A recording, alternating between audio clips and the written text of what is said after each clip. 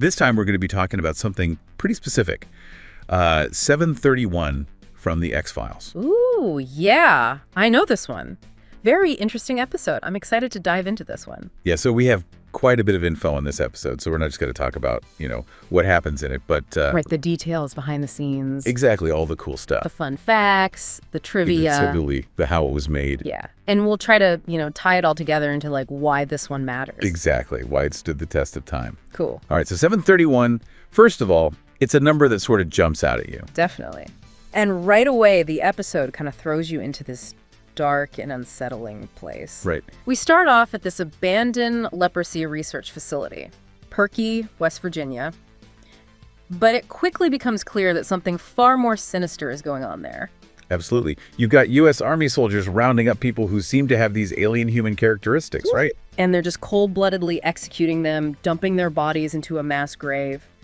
And there's this one man, Escalante, who's witnessing this whole horrifying thing, hiding.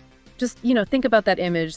That sets the tone for the entire episode, right? This kind of hidden abuse of power, this dark secret lurking beneath the surface. Yeah, it's really disturbing. And this event kind of kickstarts the two main storylines that run throughout the episode. On one hand, you have Mulder, as always, taking things into his own hands and leaping onto a moving train. Literally a moving train. That's Mulder for you. Yeah, he's chasing this human-alien hybrid. But in doing so, he loses contact with Scully, who ends up on a completely separate track. And Scully's investigation is much more personal, right? Definitely. It's directly tied to her own abduction experience and all those unanswered questions she has about what happened to her. Guided by the mysterious X, that shadowy figure always lurking in the background, giving cryptic clues. Yeah, trust no one. Right, exactly. She's told to analyze the implant that was removed from her neck. Could this be the key? The thing that unlocks the secrets of the train, maybe even her abduction. Right. So she goes to Pendrell, who, as always, is the guy for anything techie. And, he discovers that this implant isn't just some alien gadget. It's super advanced, capable of, replicating brain memory functions. Reading thoughts, essentially. Yeah. And get this, it's linked to a Dr. Zama who is, working at that same creepy facility in West Virginia. Sadly, in his analysis, Pendrell accidentally fries the chip. It's a setback, but also a breakthrough. A crucial link is forged. Now they know there's a connection between Zama and that West Virginia compound. This leads Scully to Perky, where she encounters other patients who survived the military's, attempt to silence them, all bearing these strange deformities. And she meets Escalante again, the man from that chilling opening scene. Right, that silent witness. Exactly. He tells her the awful truth about Dr. Zama's experiments on these unsuspecting people, how they were just guinea pigs in these horrible tests. It's a truly grim picture he paints. And sadly, his bravery costs him his life. The army shows up again, and they capture Scully, while Escalante is killed. It's a stark reminder of the dangers involved, right? These people are risking their lives to expose the truth. Meanwhile, we're back on that speeding train, and Mulder finally finds the quarantined rail car where the alien-human test subject is being held. And that's when things take a turn. He runs into the red-haired man, that mysterious figure who's always lurking in the shadows. Ah, yes, always pulling strings. And they end up in this, intense struggle. And then, to make matters even more complicated, the train conductor, maybe understandably panicking, locks them both inside the rail car. Locked in with a ticking time bomb, so to speak. This actually leads to a major turning point, though. Mulder gets a call from Scully on the red-haired man's phone, of all things. And what she reveals is mind-blowing. She's with the First Elder, remember that super secretive, powerful figure in the Syndicate? Right. He's in another similar rail car, and she tells Mulder the bombshell. All those alien abductions, including her own, weren't actually alien abductions at all. They were covert experiments orchestrated by people like Dr. Zama operating on the secret railway network. It's a massive cover-up meant to hide the truth about what they were doing to people. Yeah, this whole alien narrative was just a smokescreen. It makes you question everything you thought you knew about the series. Yeah. And to make things even more tense, it turns out there's a bomb on Mulder's car. And there's this fear that the quarantined patient might be carrying a deadly disease. Right, a hemorrhagic fever. So now it's a race against time with incredibly high stakes. Yeah, and Mulder discovers the bomb, and things start getting really desperate. But then the red-haired man, of all people, claims that the patient is actually immune to biological warfare and that the government wants to destroy the research to to keep it out of Japanese hands. A chilling callback to Unit 731. Exactly. But Mulder's not buying it. He still believes the subject is an alien-human hybrid. And it makes you wonder, right? Why would they want to destroy the research even if the Japanese hands thing is a lie?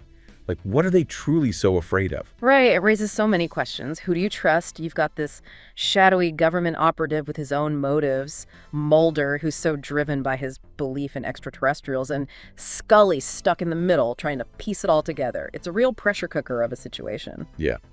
And then, of course, we get to the climax. Scully, using her amazing brain, figures out the rail car door code from rewatching Mulder's alien autopsy video. Remember that iconic footage? She manages to get the code to Mulder. But right when it seems like he might escape, the red-haired man knocks him unconscious. Out of the frying pan, into the fire. Looks like it's the end for Mulder. But wait, there's more. X shows up, gun blazing, and shoots the red-haired man. It's a classic X moment. Talk about a dramatic entrance. He saves Mulder, but the rail car explodes, taking the patient and the truth about the experiments with it. A classic X-Files dilemma, right? Yeah. Sacrificing one truth to protect another. You're left wondering if he made the right choice. Exactly. And of course, as with many X-Files episodes, we get this very ambiguous ending. Mulder can't find any official record of the real car. Scully gives him back a journal, but it's a fake. Planted evidence, obscuring the real story. And she says this very chilling line, "Apologize policy," suggesting that this whole alien conspiracy is actually just the government's way of trying to atone for their past sins. Covering up one atrocity with another. Right. And then, in the final scene, we see that the real journal is being translated. But who's watching over this whole process? The smoking man, of course.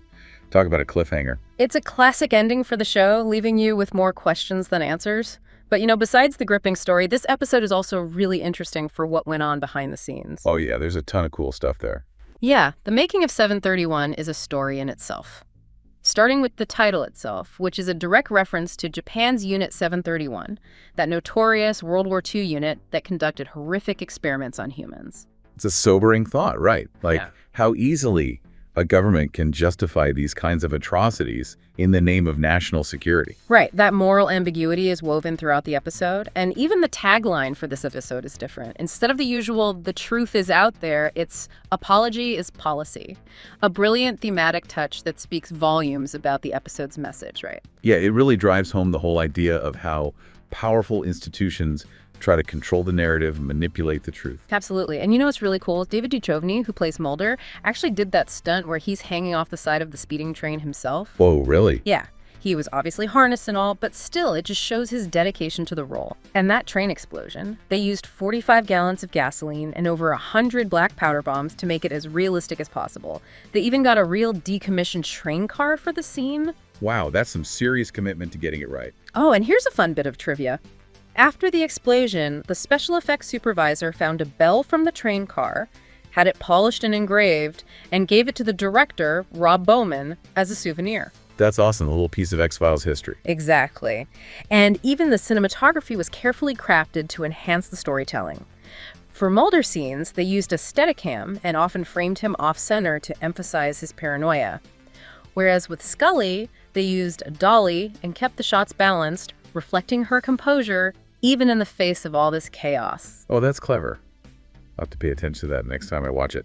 And speaking of clever details, did you know that the train car number, 825-something, contains a hidden reference to Chris Carter's birthday? Oh yeah, the 1013 Easter egg, October 13th. Yeah, that little detail pops up throughout the series. Definitely a wink to the fans. And the impact of 731 extended far beyond the episode itself. Rob Bowman, the director, did such an amazing job that Chris Carter offered him the chance to direct the first X-Files movie, Fight the Future. So in a way, you could say this episode helped launch the franchise onto the big screen. Wow, that's a huge legacy for a single episode. And to think, they achieved all of this on a TV budget, right? Like, even to simulate the train's movement, they cleverly mounted the set on inner tubes to create that rocking motion. Talk about ingenuity. Right. And that unsettling mass grave scene in the beginning. Yeah, with all those bodies. They actually used a bunch of child actors, masked and positioned strategically over prop bodies to make it look as realistic as possible. Wow, that's a little creepy, but effective for sure. Definitely effective. And, all these efforts paid off. 731 got great reviews. It was a huge hit with viewers, and it even earned a nomination for its cinematography. So not just a fan favorite, but critically acclaimed as well. Absolutely. And both the director and Stephen Williams, the actor who played X, have said it's one of their favorite episodes. That speaks volumes about the episode's quality and its impact, I think. Definitely. 731 isn't just another Monster of the Week story. It digs deep into these larger themes of government cover-ups, scientific ethics, and the search for truth. Themes that are just as relevant today as they were back then. Absolutely. And that really ties into the whole idea of the deep dive, right? Like, we're not just here to recap the plot.